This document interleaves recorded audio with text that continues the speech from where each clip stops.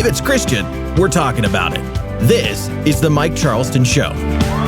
Alrighty, well, welcome once again to another episode of the Mike Charleston Show. I am Mike Charleston, and I'm joined with Sarah. I'm here. She's over there, and Chuck's to my left. Hey, guys. Hey, there's Chuck. So he had a fun day yesterday. Yeah. So, yeah, he had a little holiday celebration type. Yeah, first Decorating. of the decoration day. Decoration Nice. day. So, all right, well, today we are healthy. Yep, We're not feel sick, good. but my voice is still kind of shot a little bit. So we'll see how this goes. You got the deep tones. I got the deep tones. All right. Everyone out there, today, this goes out to all the listeners. All right, my high inspector Bereans out there, we're going to be talking apologetics today. So maybe I should call everyone out there like inspectors because they inspect everything I do. Which, by the way, okay, so before we get started, I threw it out there that only a few people reached out when we were ghosting for about a month there. We didn't put a show up for like 5 weeks or something, and only 2 people reached out. A number of people have responded and be like, dude, I listened too. And I missed it too. I get it. Did you check the email? No. Oh, we forgot to check that. You want to check that real quick? So there was a lot of people that reached out and say, hey, we're over here too. So I recognize that. I get it. I know there's a lot of people out there that watch and listen. Not many people actually contact us. Yeah. So we get that. So anyways, so today's episode is apologetics. Why are we doing apologetics, babe? Why are we doing apologetics? Because It's better than talking about fallout. it is. Nuclear fallout. That's an Well, we inside were joke. talking about different things that I've been listening to and you've been listening to. Yes. Yeah, mine's more interesting. Yeah, well, I called her and she was like, what are you listening to? And I'm like, actually, what Hollywood gets wrong about a nuclear fallout. And she's like, what? I said, it's actually kind of interesting how to survive the first 100 days. I don't think we're going to be talking that on the show, but we are. So see, anyway. Anyway, so I have been listening to a lot of different people talk about apologetics, and So have I. so have you, I'm sure. I think it's a pretty popular topic. I don't know, a lot of people Is it popular? maybe want to know why they believe what they believe. I feel like that comes up a lot. Sure. So, I don't know. First of all, like when you think apologetics, First of all. Chuck, who comes to anybody? Oh, come wow. to You're just mind going to start first? right there. Okay. Yeah, I We're just wanted jumping to right ask in. Put Chuck on the spot. Apologetics.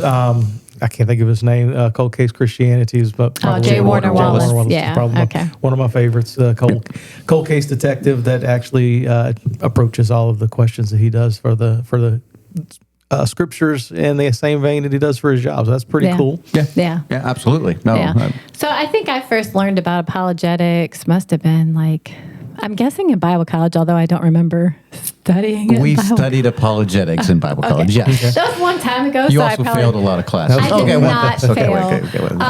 No, you didn't. So I think the first apologetics book that I ever read was More Than a Carpenter. Okay, yep. And that was, I mean, like as most of our listeners know, I got saved when I was really young. Yep. And so there are a lot of things that I just believed because, well, I always believed grew up in them. the I mean, church. I grew up believing those things. I didn't doubt. And then when I read More Than a Carpenter, I was like, oh, wow, like this is... There's some deep stuff here. Yeah, Important that stuff. was really good. So anyway, so that was like my introduction, I guess, into apologetics. Yes. So apologetics, so I guess we should define apologetics for those that may not know. Sure. Because there is different sides of apologetics, and we'll talk about the differences here. But apologetics actually comes from the Greek word apologia,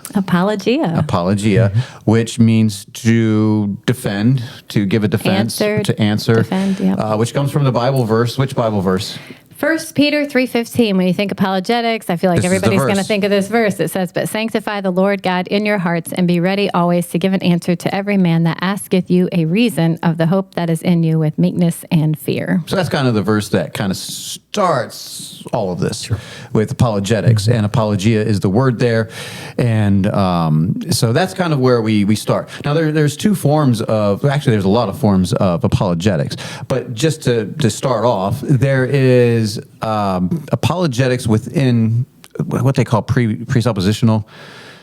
That's what a lot of people refer to in the Christian church, where I kind of call it teaching and theology and things like that. So it assumes that the Bible's accurate, that Jesus is the Son of God. It's already has a Christian worldview, Right. and so it's defending the Bible with stuff that's inside the Bible. And so we do cover a lot of those apologetics. We defend what we believe by the scriptures. There's also teaching and just theology in general, but we can call that apologetics. That's more a presuppositional apologetics. The other one is more outside of the scriptures. So you're defending your faith, why you even believe in a God, why you believe in the scriptures. And there's a few forms of that. I already mentioned presuppositional, but there's evidential apologetics, where you use a lot of evidence, history, evidence. Gary Habermas, if you know who he is and J. Warner Wallace, like you just mentioned, they use that approach a lot. Gary Habermas and what's the other guy's name? I can't think of his. He's got like 3 names.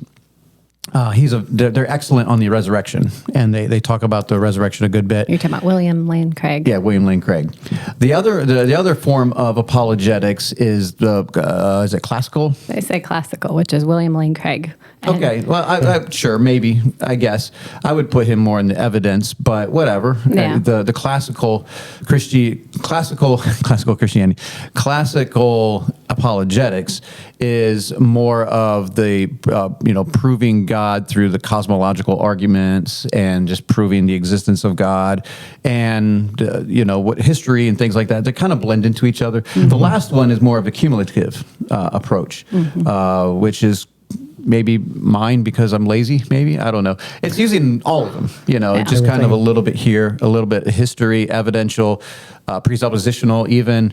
And a lot of those, like C.S. Lewis would be one of those. I don't know who's the guy that you really like? Frank Turek? Yeah, Frank Turek might be one of those too that uses kind of all those different kind of arguments. There's not one necessarily right argument. We're here to defend our faith, Right. and we're just giving ammunition and give answers of the hope that we have within us. Yeah. So that's kind of a basic. There's subgroups in all those, and I don't want to get into all of those, but that's kind of the basic 4 food groups of the Apologia world. Okay. 4 food groups. So 4 food groups. So going back to 1 Peter 3:15, if you look at the context, either of you know the context of that, where it says, "Be ready to give an answer"? Yeah, Chuck, do you know the context of that? I don't. I'm sorry. Okay, I didn't until I looked it up. I didn't remember. I mean, it's go ahead and help us out. But right before that, it says, and if ye suffer for righteousness' sake, happy are ye, and be not afraid of their terror, neither be troubled. So we're talking about persecution, and then it's like, be ready with an answer. So I was like, oh, that's interesting. I never had it connected to anything. Okay. I was like, oh, that's what it's talking about. But anyway, that word there, be ready with an answer, that word answer is where we get apologetics from. The same word is used in Acts 22:1, where it says, men, brethren, and fathers, hear ye my defense, which I make now unto you. So defense. Is that Stephen? Yeah. Maybe? No, that is not Stephen. Acts 22. Oh, he's dead by then. Yeah, he was Acts 7, I think. And then the same word is used in Philippians 1:15-17. It says, some indeed preach Christ even of envy and strife, and some also of goodwill. The one preached Christ of contention, not sincerely, supposing to add affliction to my bonds, but the other of love, knowing that I am set for the defense of the gospel.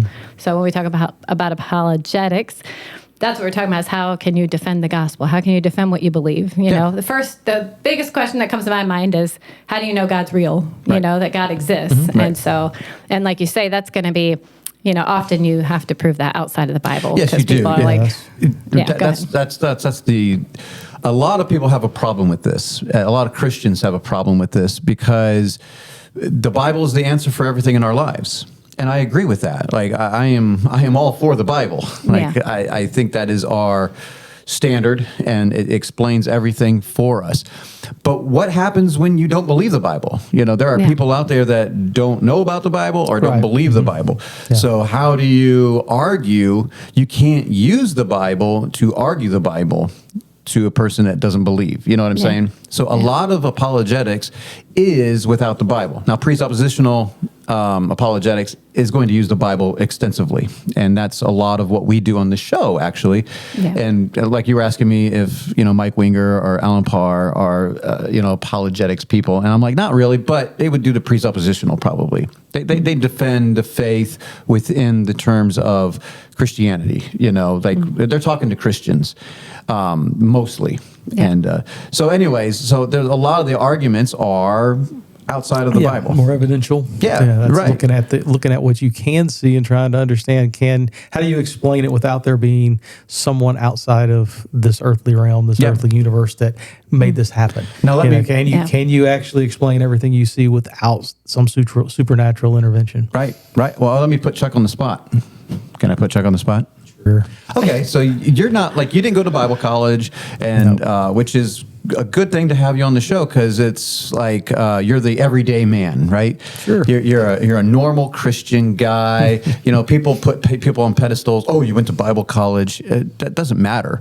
But Chuck represents he doesn't know all the terms necessarily and all that stuff. So when did you you got saved at? I got high school, college, probably 9 or 10. Oh, okay. I can't remember the exact. But you had a season of backsliding. Yeah. Okay. Well, I don't know if you consider it backsliding. I don't know if it ever was that good. Okay. Right. Well, when did you start taking it seriously?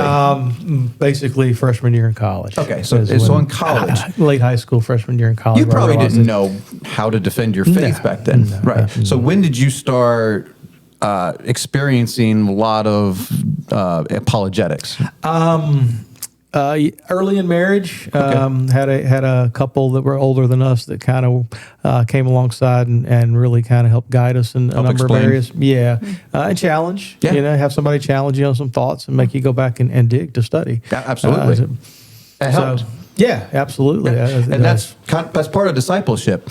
Is that we don't have all the answers, and we're faced with really tough questions. And I was just talking to a lady this week at her house, and she was telling me one of her kids went off to LSU and immediately came back as an atheist. And she took this world religions class. She wasn't prepared. She wasn't able to go to anybody that had good answers. Now, maybe she would have still not believed. Yeah. But if they had good answers. But that's kind of the problem nowadays is there's a lot of preaching out there. There's a lot of good teaching, maybe, the apostate church out there. But, there's a lot of teaching, but there is not much defense of difficult questions. You know what I'm saying? There's legitimate difficult questions out there that people have, and we don't have answers for them. And then we send our kids out there, and they don't have the answers, and they get confused or whatever. You know what I'm saying? And then their faith is wavering big time. Yeah. I do think as parents, it's important to tackle some of the big issues and to try to have answers and to prepare your kids. I think about people going to, soldiers, we prepare them for what they're going to face. Yep. We try, we better. We try to, Chuck would know better than that. Simulate things that are going to happen on the battlefield so that when they get there, it's not so shocking. And in the same way, when our kids go out to college and they go off to get married and are living on their own, have to make all these decisions for themselves, hopefully we have somewhat prepared them. But I will say that even if, from a young age, you're trying to read all the arguments, you're watching things, or whatever, there isn't any, there's no way you could be for sure that they're always going to follow God, because it doesn't negate free will. No, right. But I still think that it's very good and helpful if you can prepare them for what is to come. Oh, absolutely. The preparation is, you can't assume. You can't assume just because they're raised in your house. And this hits me in the face all the time, where we've gone over Romans, I don't know how many times in my life. But, we're going over it in church right now. And my younger kids, who are now 17, 18, they don't know some of these things. And I'm like, okay, because it's been how many years? Yeah. And they were young. Mm-hmm. And I'm like, it's good to keep going. I don't remember everything that I put in each kid, so I just keep repeating, and maybe that's why parents repeat themselves so much. Well, I think it's good because even things like as an adult that I've learned, I relearn again and again. Like I don't always Yes, you do. I don't always She remember forgets things. everything. Oh, okay. Well, when it comes to movies, I definitely forget. But I mean, certain We're talking things. about conversations. But, Okay. we're not having this I forget those conversation right now. Okay. But I mean, so things that I've learned, it's like just the other day I read Esther and I was like, I totally forgot. Like, I mean, I didn't totally forget. She proved my point. Whatever. But all the things in Esther, that point to this whole picture of the Bible, I was just like, oh, I forgot all this was in here. Like, it was exciting. And so I was like, oh, I want to go back and listen to that again because I don't remember everything. So as I was reading it, I was like, oh, yeah, I remember that connects to that. But I'm sure there were things that I'm like, oh, I didn't remember. So I think it's good to review and remind ourselves. Absolutely. That's why we're supposed to meditate on His Word. It never says read it once and then be done for 20 years. It's like, no, it's supposed to be a continual, reading and reviewing. So anyway, so when it comes to apologetics, we're talking about big questions like, does God exist? Does God exist? And things like, how do we know the Bible is true? And is there proof of the resurrection? Right. These are huge questions. What do you do with the problem of evil? Right. How do you know Jesus is the only way? And does science disprove the Bible? Right. Now that we have all this scientific evidence, in 2025, we have things that maybe would contradict, what we think of is how we got here, when it comes to creation and evolution. So anyway, so that's what we're talking about, these big questions, which are hard. The funny thing, though, with those questions that I find, and if you dive into apologetics, which I did early on in our marriage, like I went to Bible college, and we learned some of this stuff, but let's be fair, when you're in Bible college, you're just trying to pass a class. Yeah, no. You're not really, you're not thinking about what it really means until you get out there and you're like, oh, what does this really mean? But I was confronted on some of these issues, and I came across the Berean call, and they talked to world religions and cults and things like that, and I was really interested in that kind of thing. But I don't know what I was going with that. But yeah, you thought my questions were funny. You said, well, because the questions never change. Oh. No, they're very principled questions. Right. Well, in 2,000 years, it's been the same questions, so we shouldn't be surprised by them. Right. No. Like you just go through the list of the questions. If I ask any apologist or anybody, what are some difficult questions for Christianity? Those are it. Yeah, really. Those are basically it. And those have been the same questions that people have had since even before Jesus, because Jesus just adds a different layer to it. But even before Jesus, how do you know Jehovah is the right God? How do you know that God even exists? The people weren't as enlightened back then, so they probably didn't ask that question too much. But but those questions have been around for years. Yeah, and I think one of the interesting things that you'll find cultures. You've seen different probably missionary that go out and report back these cultures that have no understanding of God, but you still see the same basic questions there. There's something out there, some supernatural being that they're looking to that's kind of be related to that has the same questions related to it. You just got to figure out what that is, and to be able to see those missionaries that could figure it out, and they say, hey, this is who you're talking about. Right. Yeah. And the problem is we feel that one is more like faith and the other one is more logical. That's not true. Like even the worldview, if your worldview is more evolutionary and scientific, even though I believe in science, but it's like, well, I got facts. Well, yeah, you got facts, but so do we. But you're only limited on your facts, and everybody takes faith in something. They have to. You don't have all the answers and everything. So you're taking all the evidence that you're seeing, all the facts, and you're coming up with a belief system. Yeah. Right. And so we've just believed in a God. We believe in Christ. We believe in these things because of what we see, and it makes sense to us. And that's all we're doing is just telling people about that and defending it. And others don't believe that. And so, but it's not like one is more logical or not. Like, oh, you Christians it's all about faith, blind faith. Right. No, it's not. No, it's not blind. Right. Yeah. It's not blind. Yeah. So I would assume that you both would say that everybody should study apologetics, whether you're young or old, or like it's not for specific. This is a good question. And let me interrupt here real quick. Okay. Because I want to say this right off the hand. I was wrong about apologetics in some way. So, and maybe Chuck could I don't know. Yeah. So for years, I thought apologetics was mainly for my Christian life. And it wasn't for evangelism. It was mainly for building up my faith and encouraging, strengthening my faith. Like kind of like the old people that came and older people. I don't know how old they were, but the older people that took you by the side, that really helps. And so I felt like all these ministries really helped my faith. Yes, basically. But then in the last, 10 years or so, I've realized that the public debate of apologetics is a good tool for evangelism. Yeah. There's actually people out there that have legitimate questions and concerns. And if they get those answered, it really shoots them down that path of faith. So in the past couple of weeks, this week being a good bit of time, actually when we were over here Thursday evening, Jeannie was out. She had made a trip, but there's a couple about an hour away from us. I haven't had the opportunity to meet them yet. She met them through a homeschooling event with Joanna, met the wife, and then this past week met her husband. And they're right there. They're trying to really understand and decide what they believe. Right. They've got young children, and it's interesting to see.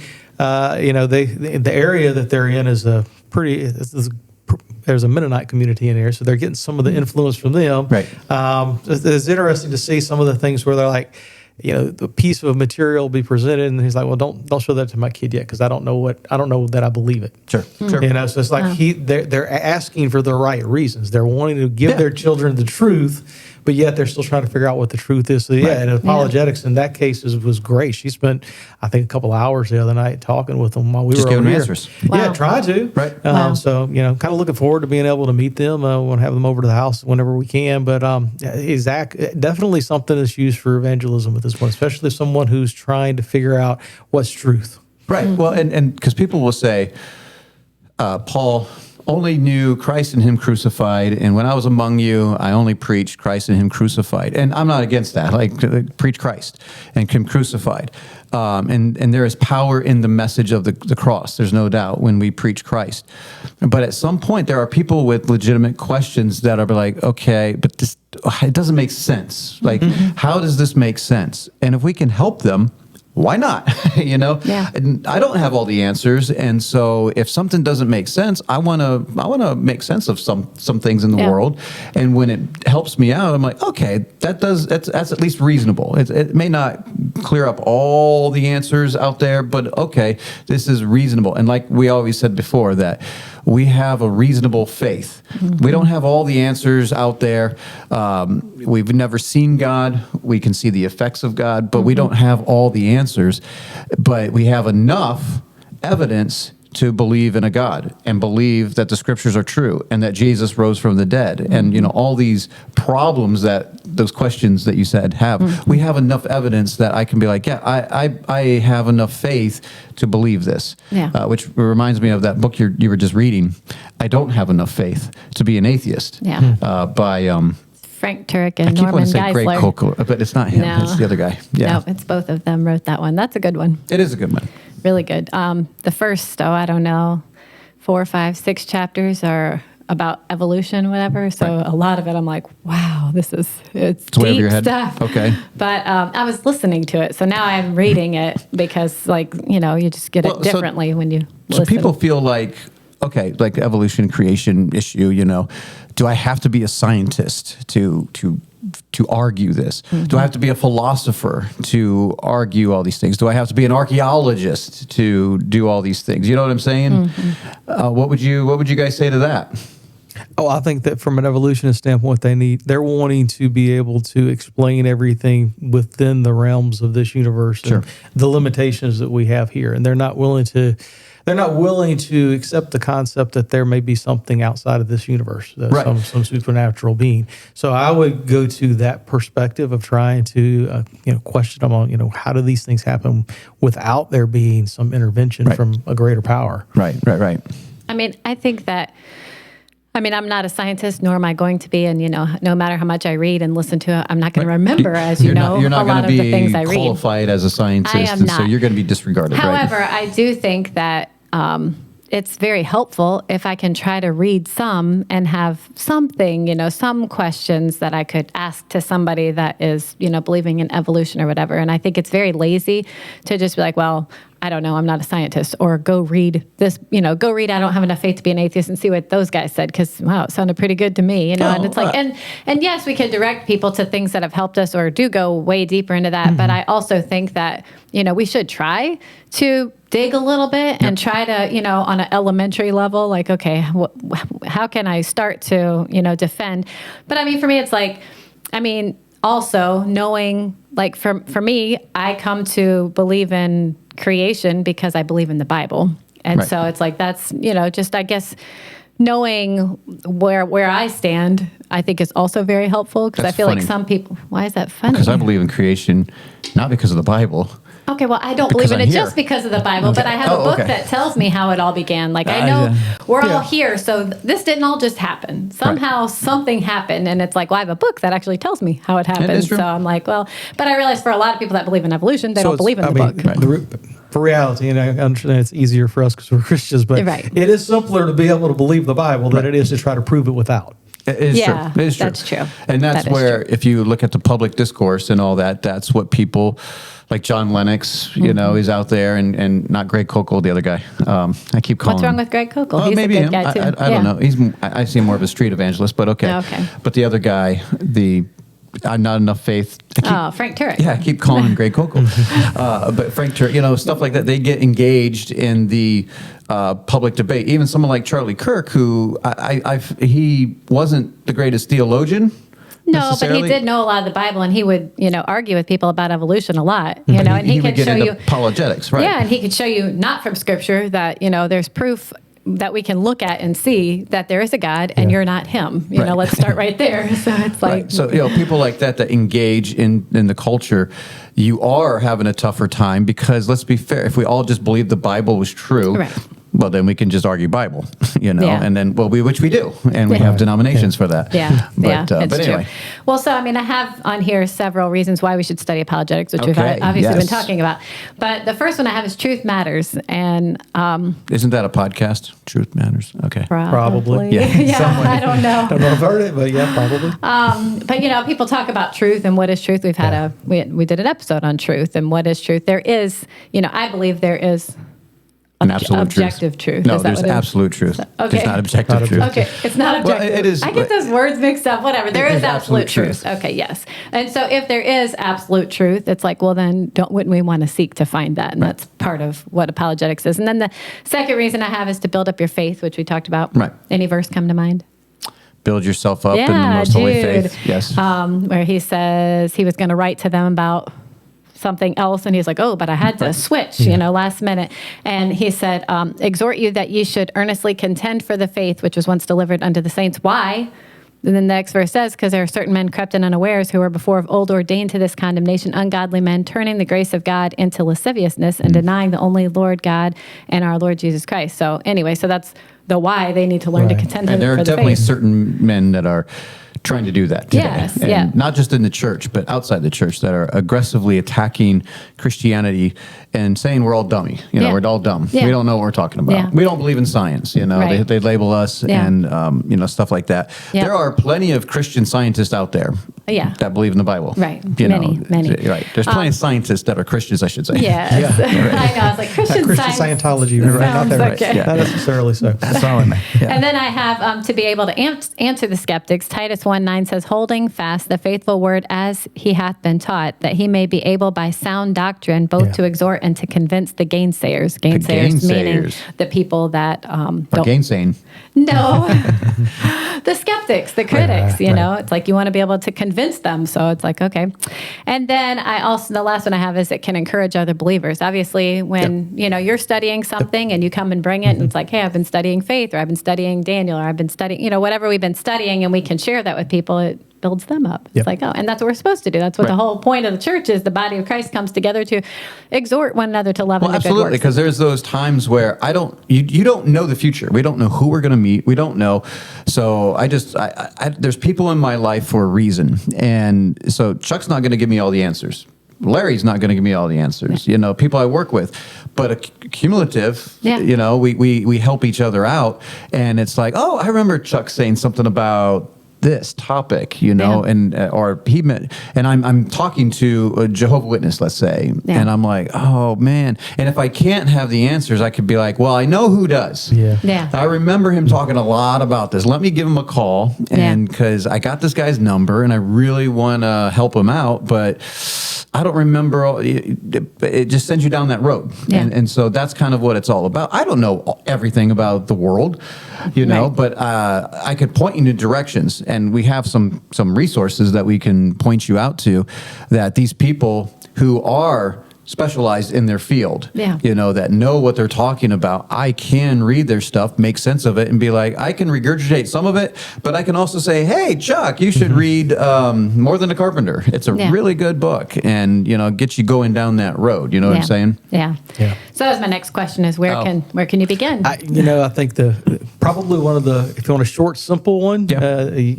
Obviously, it's written a long time ago, so you got to be listening well. But C.S. Lewis's Mere Christianity. I got that. And I just read that recently with the girls, and I was like, I had never read it. It's one of the you always hear about.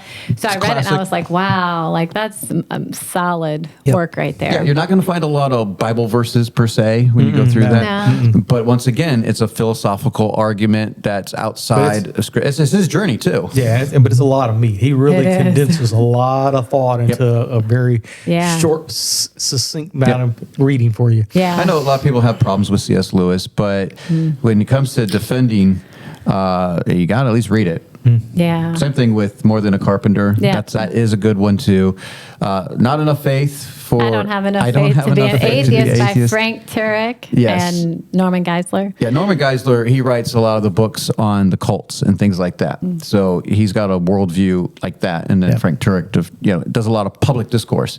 And when you do a lot of public discourse, you go to colleges and universities, you got to be well-rounded. Yeah. You can't just be can't just, this is my specialty. Yeah. So it's kind of, you're kind of brave to walk into that field, because you don't know all the questions. Now, generally speaking, you kind of know the questions that they're going to ask, the challenging ones, but still, you're putting yourself out there. So we haven't mentioned Lee Strobel and I was going to say Lee Strobel, Yep, the Case for Christ, the book is great. The movie is also great. The other thing about like Lee Strobel and C.S. Lewis, and it's kind of their journey too. Yeah. They were skeptics at one point, and because of their doubts and trying to prove Christianity as nonsense, they became believers, which is an interesting twist to it. So, any others that we're missing? I mean, like I mentioned, Josh McDowell and Sean McDowell, they both co-write. It's a father-son. Evidence That Demands a Verdict. Yep, that's a good one. And then their more recent one is 12 Crucial Truths of the Christian Faith. Okay. So I was like, that seems pretty crucial. I don't know. I haven't read that one. Nope. But then there's like, you're one of your favorite old guys, John Lennox. Yeah, well, I don't know. Like, he's written a lot of books. I've never read any of his books, but it's on my bucket list. If you get a lot of clips on YouTube of John Lennox, he's just an old Irish guy. He's very British, Irish, his mind, and so he's got wit like that. But he's a mathematician, and he argues the existence of God with these top atheists. I probably need to look him up. I'd like that. He's I'm a mathematician. fine. He's nice. He's brilliant, and he's just good to listen to. Like, he's got that accent. Yeah. You can listen forever to that guy. That's right. Yeah, exactly. And he's smart. I mean, he is smart, and he goes to Oxford, and he talks to Richard Dawkins a lot. Yeah, he has a lot of debates with atheists. That's one of his specialties. But and I mean, he's 82, I think, and still going. But he was actually, people often interview him and they're like, I know you were a disciple of C.S. Lewis. And he's like, well, he went to one lecture of his. It was the last. That does it. C.S. Lewis died the following year, but he's read all of his books. So many times when people are interviewing him, they're like, I feel like I'm talking to C.S. Lewis, because so many times he quotes him and whatever, because I mean, he obviously really valued his work. So then we have podcasts like Think Biblically by Sean McDowell. Okay. I've listened to that one a lot. Yep. And then Cross-Examined is Frank Turek. Okay, yep. I was like, the one you don't know his name. Greg Koukl? Yes, that's Stand to Reason, Greg Koukl. And then Cold Case Christianity, they do a podcast. That's J. Warner Wallace. And then I've also listened to some of the Kirk Cameron show, and he interviews a lot of people and talks He interviews. about I don't know if I'd put him down as a whatever. great. His show is interesting. Well, I mean, Yeah, right. he interviews John Lennox. He I interviews get it, all I these get it, people. right. So He's got contacts. yeah. So do I. So, oh, wow. Yeah. Did you get John on? Oh, I got contacts. You got contacts. Yeah, those kind of contacts. But yeah, You can see him. that's right. So, and then just, to throw this out, I know this is not my song of the week, but you there's got a a song, and there's a guy that we used to listen I think to. you're sneaking in 2 songs a week Okay, I'm now. not trying to. I didn't want to do it as my song of the week. But there's a song called "Billions of Dead Things" by Buddy Davis, Yes, and if you Billions look of up Dead Buddy Things, Davis, Buried in Rock Laird. he laid has down a lot of songs all that over are the just fun, but they teach creation and things that are really cool. And I mean, I don't know. So you should go look up "Billions of Dead Things" by Buddy Davis, and Yes. it's a good way to teach your kids because when you learn songs, you remember things really You well. do. Like you You can do. remember songs from when you were a little kid. Well, the thing is with us, so we have kids, and Chuck has kids, and when you're raising kids, you are raising them in the presuppositional way. They grow up assuming that God exists and that the Bible is true. At some point, most of those kids, if not all, are going to question that. Yeah. Well, why do I believe this? They got to come to these questions. Right, and so that's why I feel like a well-rounded, I forget what the 4th thing was, but the cumulative approach is good. That it's presuppositional is fine. It's fine for its place, but if you start doubting if God exists and all that, what about the evidentiary? What about the classical? All these different ones that we have are good to use. So just keep that in mind as you're raising your kids. That just because you believe the Bible is true and that God exists and Jesus rose from the dead doesn't mean that in their minds they are wondering. They don't get this by osmosis always. They have to live their faith. But they have minds too. They're thinking, and they may be thinking other things than you're thinking. And so it's good for us to provide reasonable answers for them, for the faith that we have. And it's imperative that we're not lazy about this. Like, it's really not that difficult. We already know, how many questions did you have there? How many? That was 5. 5 questions. There's more difficult questions, but those are basically it. 5 questions. Is it really hard to get some kind of answer for 5 questions? Even if they're bad answers. Just come on. And even if it is hard, it's like, that's very important to know and to be able to offer to your kids or to somebody on the street or whatever. Because these aren't foolish questions. They're legitimate. The problem of evil. Does God exist? These are legitimate questions, right? I mean, they're legitimate. So we should have some sort of answer instead of the Bible says so. I don't believe them. It's the science. The Bible says so, and that's what I appreciate with Answers in Genesis. I have some issues with them, but what I appreciate is don't just send your kids off to college and school without any ammo. I shouldn't say it like that because that really sounds bad with all school shootings and stuff. But don't go without any preparation. And hey, this is we're giving you answers. We're giving you reasons. You may not agree with them, but at least we're giving you some purpose and reasons. So yeah. Well, I have one more. Oh, one more. It's a quote from William. There's no way. Okay, Really? one more. From William Lane Craig. William Lane Craig. And he says, more often than not, it is what you are rather than what you say that will bring an unbeliever to Christ. This then is the ultimate apologetic. For the ultimate apologetic is your life. I was like, wow. That's true in some. Now, obviously, the message is more important than the messenger. That is absolutely true. Like we were talking about in Bible study or church the other day, it's like, man, the way that God does this, he uses fallen, weak people to spread a perfect message, and we're yet not perfect. And it's so bizarre how he does that, but it works. Yeah. And it works. But this is still true, that I can't be living like the devil and then tell people about the goodness of God. It just doesn't make sense. Yeah. So our life is. That is interesting. I like that. All right. So any last thoughts for Chuck, since Sarah has her last thought? Just to kind of add on to that, you get the impression, and I think it's right, that people, whenever they're if you have people who are trying to answer these questions, it's all wrapped into how they're gonna build their life. What are they gonna believe? What do they want from life? Mm-hmm. And when they look at somebody else who is joyful, has some peace in their life, has some understanding, and has, even when they encounter difficult situations, they're unmoved. Right. They may be difficult, but yet they still don't waver. They look at that and they're like, well, that's what I want. That's right. So, what is it that they have that I want? Right. Yeah. So I think that's a very good point. You get down to the details trying to figure these things out, but it really comes down to what's somebody looking for? What are they looking Yeah. for? And that's what we need to be, is what people are looking for. Yep. It's a good point. Go check those people out, those books out, whatever. There we go. All right.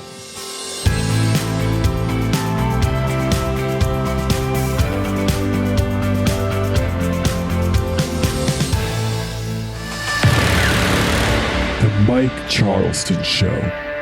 All right, we are back. That was quick. And we are joined with Elisabeth. Elisabeth is with us. Hi. And you're a little taller than your mom, so you're going to have to scoot down a little bit. There you go.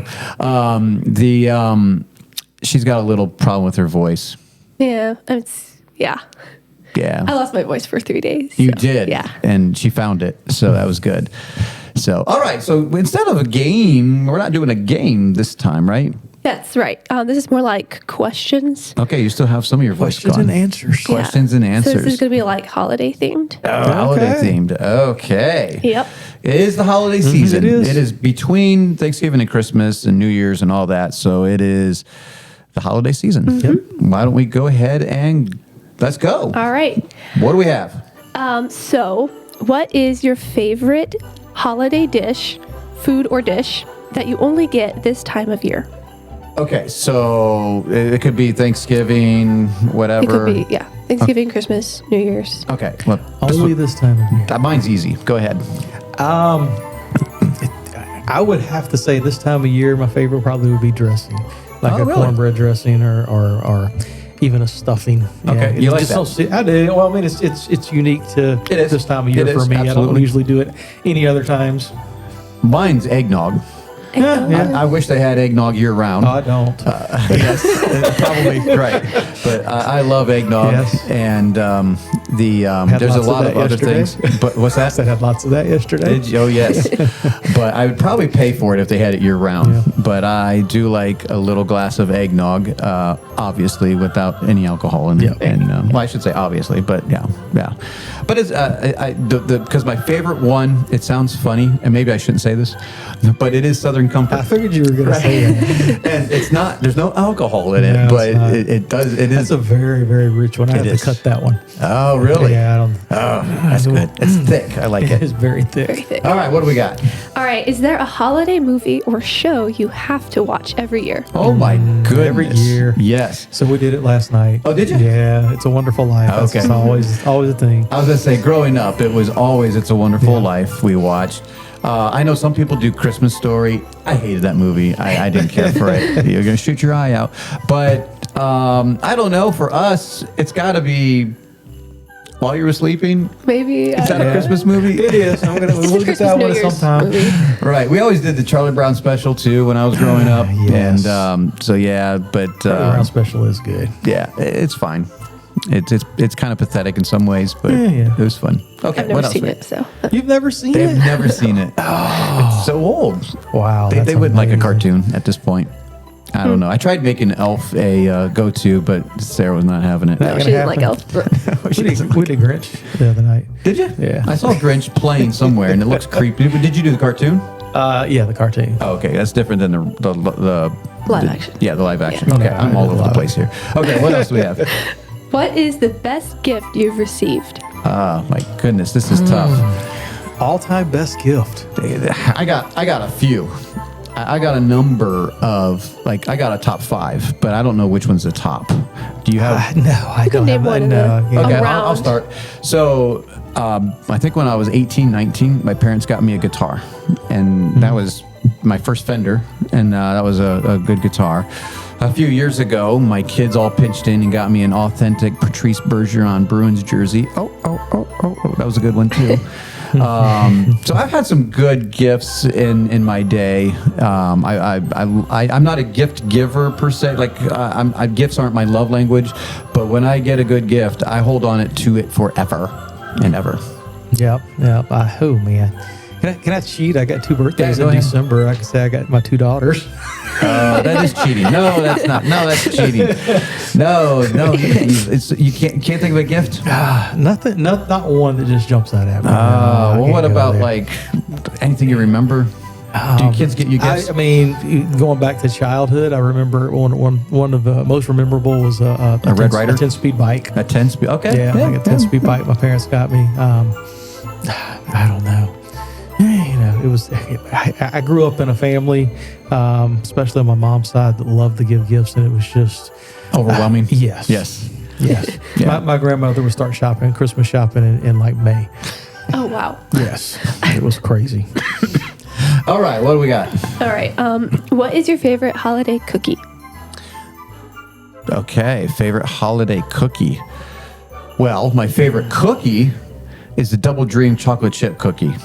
That's not a holiday cookie. And I can eat that during the holidays, right? Holiday cookie, I really don't know. Those chocolate crumble things with the things on it. A fried Oreo, I don't know. Is that a holiday cookie? So I don't like Christmas cookies. The homemade one would be like an Amish spice. I like a little bit of spice cookie. Okay. Jeannie and Joanna made something like that Like a last ginger and night. cinnamon? Ginger and cinnamon, yeah, Okay. that kind of thing. If I'm picking one that I'm going to buy off the shelf, it's the straws. I don't know how you say it's Paroli or something. It's got the Oh, yeah. hazelnut chocolate filled Yeah, yeah, straws. yeah. Yeah, I love those. They're like Okay, interesting. twisted. Yeah. Okay, yeah. All right, what do we got? All right. What year was your favorite holiday season? What year? Yeah. Like, what is your most memorable year? I could tell you the most unmemorable. Never mind. I can't say it on the air too much, but it was 19. It was probably 2000. It's probably 2000 was the worst.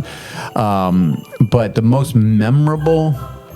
Wow, I don't know. I mean, as a kid, I loved Christmas growing up. I mean, who doesn't, right? Yeah, But I mean, mine's memorable, probably not for the reason you're thinking of. So, Jeannie and I got one. Jeannie and I, our first year of marriage, we actually moved from. I was going to college at Louisiana Tech in Ruston, Louisiana, and we moved back here to this area. We had nowhere to live, so we were living with my in-laws at Christmas. So that one was definitely the most memorable. Well, we had 2 memorable ones actually because we moved on Christmas to my in-laws' house, and then Elisabeth was born on Christmas. There you go. So that was very memorable. I don't remember what year it was though. 2005, 2006. You were close. Yeah, that was very memorable. She was born on Christmas, and so she went in on Christmas Eve. So it was just chaos, and obviously every birth is kind of chaotic and stuff. But yep, she was a Christmas baby. So yep. Is that what you were thinking about? No. Okay, you're like, hey, Dad, hello. The expectation here. All right. Do you have any holiday traditions that you look forward to every year? Oh, holiday traditions. So So we're talking You just did holiday yours. in general, yeah. Yeah. If I had to pick my favorite holiday, it's Thanksgiving. Right. There's Thanksgiving is like there's like no pressure. Right. It's just a time of joy and celebrating and being with family and friends, and I just love Thanksgiving just because there's really no expectations from it. Right. But yeah, more recently the tradition that's kind of coming to place was what we did yesterday, was Decoration Day, which I'm maybe speaking out of turn here, but I kind of feel like as a family as a whole, maybe the kids would agree with me on this, is that we actually look forward to that day more than we actually do Christmas Day at this point. Right. Because it's just us all day long. We were excited. Abby and Jeremiah weren't going to be able to make it. Jeremiah had a job, but then rain killed him, so they showed up yesterday, spent the day with us. So it's one of those just you spend the whole day together, eat a bunch of food that you probably shouldn't eat because I wasn't feeling well last night at first, but Yes. yeah. So we Thanksgiving is my favorite holiday because it's just a day of food and family, friends, whatever. It's a wonderful day. You don't have to decorate. You don't have to do anything like that. New Year, so we don't celebrate Christmas like most of the world. We don't. And plus, Elizabeth's born on Christmas, so that's her day. But New Year's, we started a tradition where we've exchanged gifts. We don't really do that anymore as the kids got older. But it's just a whole day of snack foods. There's specific foods that we have to have, right? Yes. Yes, which I tried to change, and they're like, no, you can't change it. And it's tradition. Right. And then we just, from New Year's Eve all the way into New Year's Day, it's just one big snack fest. And we play the Wii, play games, and just, we tried to watch a movie, but now we do fireworks on New Year's Eve. That's true. So it's just one of those traditions. And what's your favorite food on New Year's that we have to have? I have no idea. Peppermint bark is really good. Peppermint bark, yes. It's the food that is nonsense. They all want, and I'm like, this is nonsense, but whatever. They like it. So I tried something last year, and I want to do it again at some point. But my idea was to come up with snack foods. Nothing huge or whatever, but every hour on the hour come out with a new snack. Yeah, I remember it was like appetizers all day long. Yes. And you said it was way overkill. It was overkill. It didn't work, and we had so much food left over, but it was a great idea. So if you're out there listening, you can try it, see how it works. Maybe do every other hour or something like that. The problem was, the reason I don't think it really worked was because we started out with a bunch of food. And so we didn't have those snacks. But you got to do a snack. just do it snacks. But yeah. Okay. What, you got any more? No, that's it. That was it. Okay. Well, I hope you guys enjoyed that. That was kind of fun. We didn't have to lose. No, we didn't have to lose. That's right. It feels good. Well, thank you for listening, and just chill to the next episode, I guess.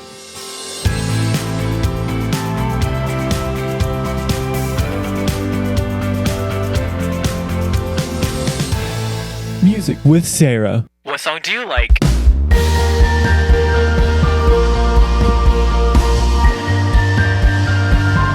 Hi, babe. What's up?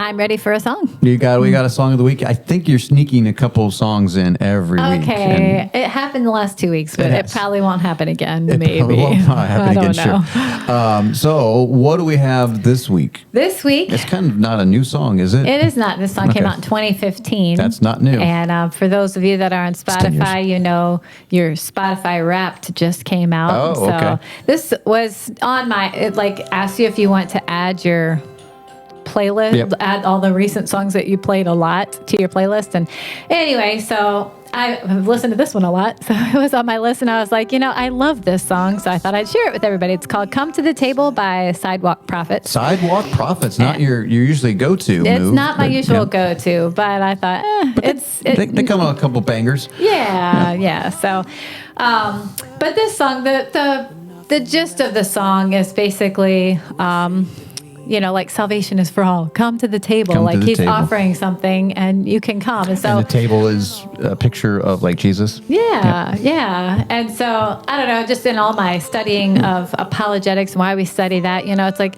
the point of it all is because we want people to come and meet Jesus and know Right. him. It's like, why do we do all of this? It's for a reason. It's not just so I can win an argument and so I can be like, oh, well, hey, I could tell why this, and let me prove to you that God exists, and let me prove that the Bible is true. Let me prove all these things. Right. It's not just so that I can prove and win, Even though that's kind of a nice thing at times. I mean, sure, it's good, No. I mean, like we all want to win an argument, Right. Anybody who's in But any kind of at the core, it's because we love Jesus, and Yeah. we want other people to see I want that. other people to Yep. know him, and it's not always the best heated argument or whatever to just be like, well, let me just tell you about my story. But sometimes, Right. that is a great thing to do. And it's like, I want people to know who I know, because I'm like, I might not have all the answers. I surely don't, but I know who I believe in, Right. and I know he can change your life. So anyway, but it says we all start on the outside looking in. This is where grace begins. We were hungry. We were thirsty with nothing left to give. Oh, the shape that we were in. And just when all hope seemed lost, love opened the door for us. And he said, come to the table, Yeah. Come I'm watching join the lyric video right now, so I get to see the lyrics. so you're very distracted. Come join the sinners I'm always distracted. who have been redeemed. Take your place beside the Savior. Sit down and be set free. And then it says, come meet this mighty crew of misfits, these liars and these thieves. There's no one unwelcome here. And that sin and shame that you brought with you, you can leave it at the door and let mercy draw you near. Yeah. I'm like, that's really cool. And then it has a bridge, and it says, to the thief and to the doubter, to the hero and the coward, to the prisoner and the soldier, to the young, to to the older, all who hunger, all who thirst, all the last, all the first, all the paupers and the princes, all who fail, you've been forgiven, all who dream and all who suffer, all who've loved and lost another. And it keeps going on, all these people. So basically, it's for everybody. It is for everybody. You know, yes. and so it's, I don't know, it's just like such a, to me, it's a refreshing song. Just, you know, it doesn't matter where you come from. It doesn't matter your background. It doesn't matter what you understand. It doesn't matter. It's like His grace, His forgiveness, His mercy is there everyone. for us. Yeah. Yep. That's a good message, Yeah. obviously. Yeah, You right. know, that's what we're here for. And it's to spread His love. Yeah. And it's for everyone. It's for all. Yeah. So I love that. So come to the table. Come join us. Yep. You know? Whether you're right or wrong, you're angry, you're sad, you're Yeah. happy, Doesn't matter. Doesn't matter. Just come.